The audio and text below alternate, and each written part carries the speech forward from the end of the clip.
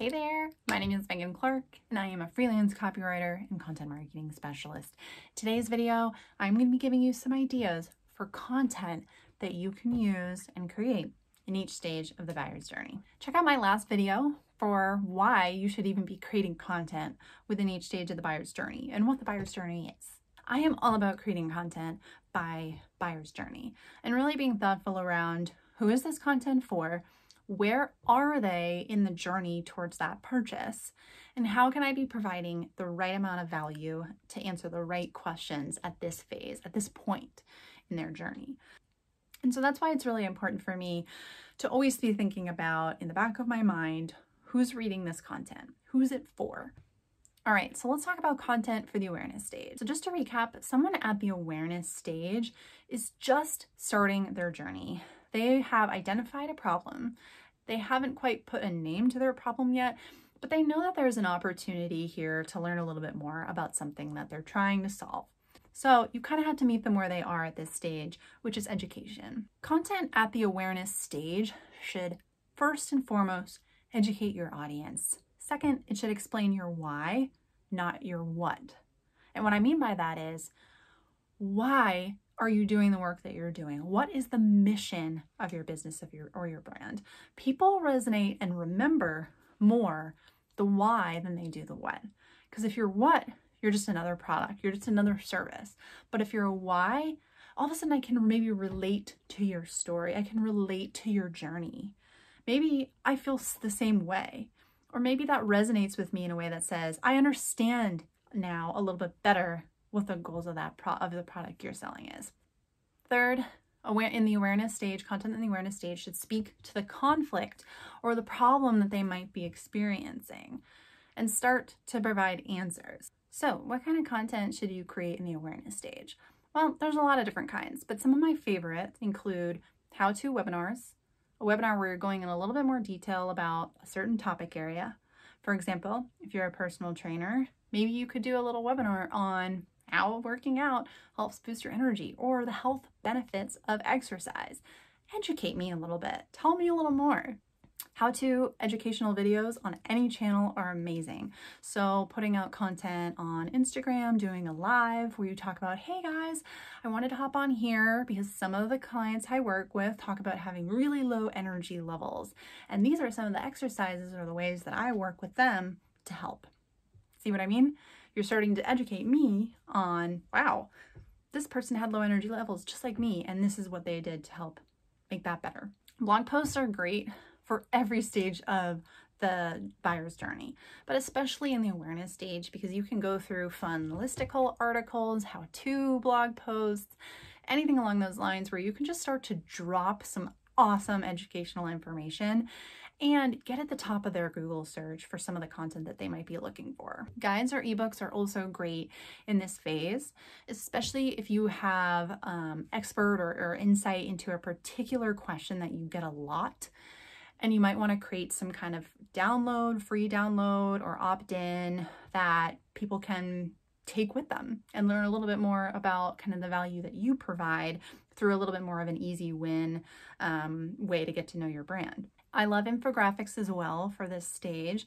This is a great visual way for me to maybe better understand the problem that I'm facing, help me navigate through certain educational pieces that you might be sharing. Really, any visual medium is going to be helpful at this stage because I'm going to want to click on that to learn more and start to get a little bit more educated on this topic area.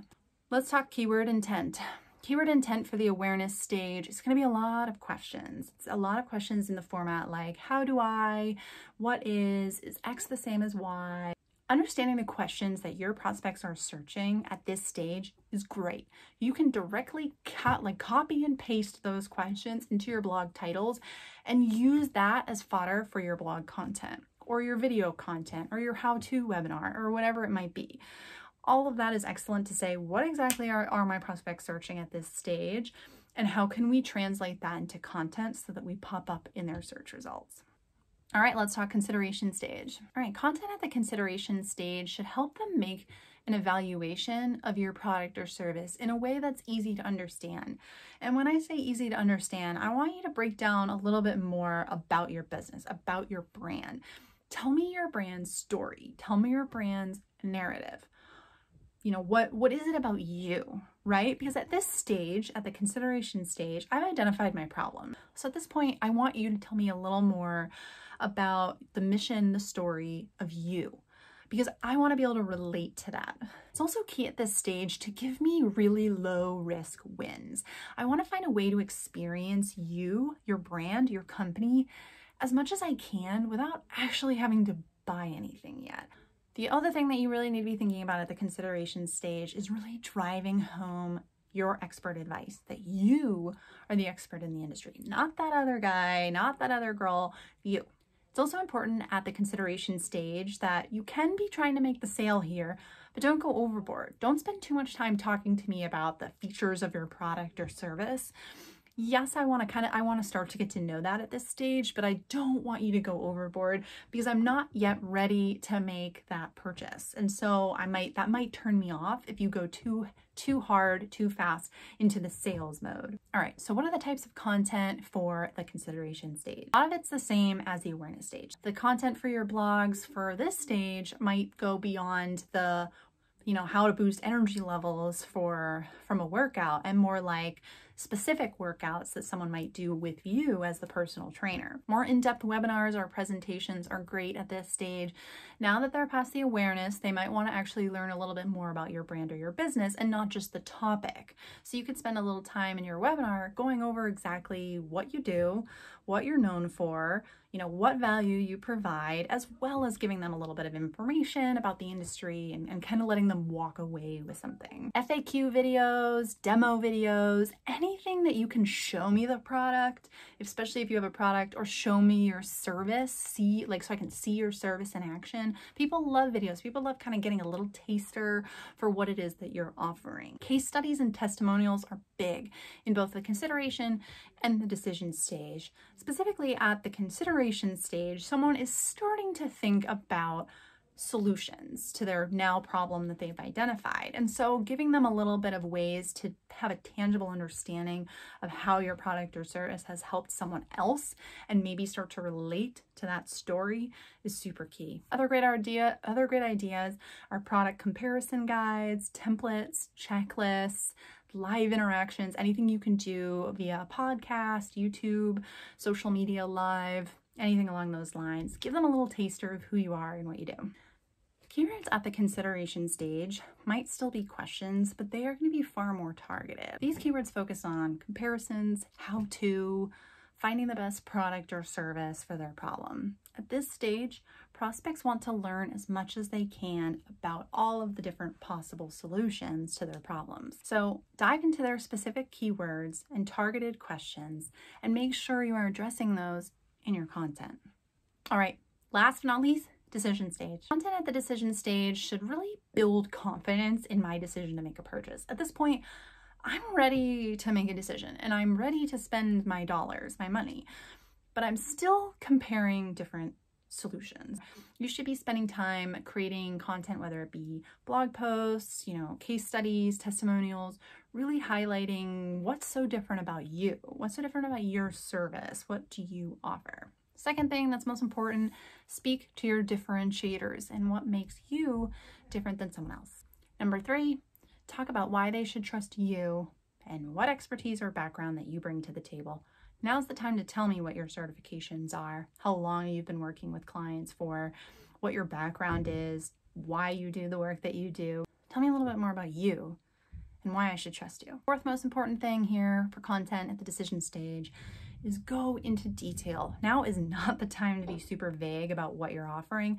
I want to know exactly what comes with that purchase button. Types of content at this stage are landing pages, product comparison pages, case studies, testimonials, free trials or free ways, free easy wins that they can experience your brand, live demos of your product or service, special deals, discounts, the FAQ page, huge, white papers, reports, and of course, blog posts. When it comes to keyword intent, keywords in the decision stage often include phrases like compare, pros and cons, price, cost, test, review. It's because someone at this stage really wants to dive into what's the difference between you and that person, or what's the cost of this? Compare it to X, compare it to Y. So make sure you are creating content that allows them to effectively understand and compare your solution to your competitor's solution. This is where it's helpful to understand who your competitors are. Then write content that clearly outlines and explains those differentiating factors for your prospects so that the decision is a no-brainer. The key to creating great content, no matter what stage of the buyer's journey you're creating content for, is trial and error. Put out a lot of content for each stage, see what's resonating with people, see what isn't, and use that to guide your content creation process. Hope this was helpful. Let me know what content you all create for each stage of the journey and different keywords that you look out for. Drop them in the comments below. Thanks for watching.